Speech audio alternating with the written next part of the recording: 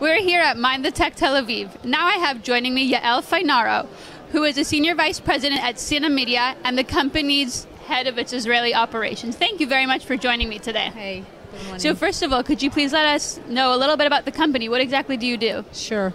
So Sina Media is a technology company that was formed about a year ago to acquire from Cisco the video business. Now we work with the world's largest media and service provider companies in order to help them transform the industry and help them cope with the challenges that they are facing of increasing content cost, rocketing piracy that is eating their lunch in terms of revenues, and also devaluing their content, as well as their operational cost that is increasing at a higher pace than their revenues. So through technology, we help them to find new revenue streams, as well as adopt IP if they are cable or satellite providers, but also offer new streaming services if they are telcos or somebody new to the industry, as well as protect their revenues from piracy.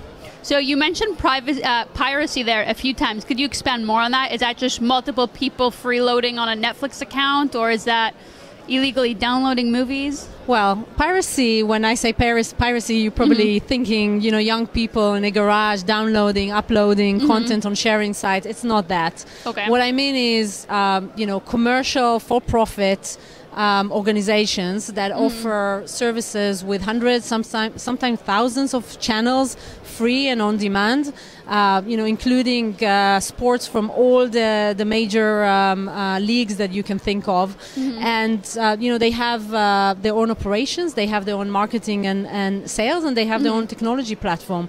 The very key difference between a pirate streaming site and a legitimate one is the content cost. So the pirates don't need to pay, or they pay very little for the content, and therefore the profitability is very, very high compared to the legitimate streaming sites where, by the way, none of them is making money. I mean, in the US, there are 230 or more of legitimate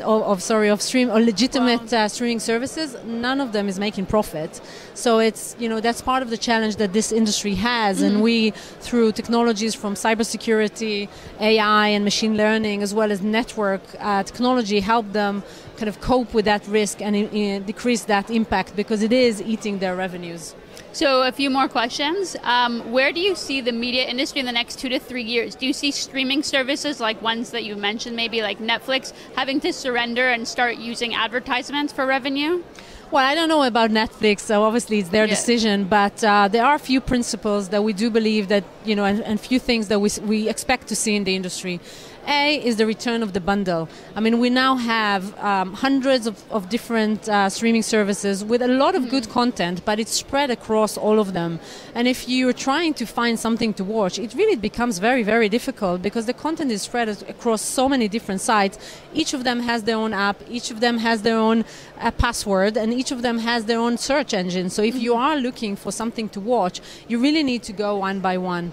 So what we are expecting to see, and we're already starting to see it, by the way, is the return of the bundle. So large players, like the telcos, or like the traditional pay TV providers, or like new players like Apple TV and Amazon, they will aggregate. They will aggregate live content. They will aggregate different OTT services, and will allow you to customize your bundle, so you have your own bundle. And they will also need to look for new revenue streams. So new revenue streams, unfortunately, means advertising.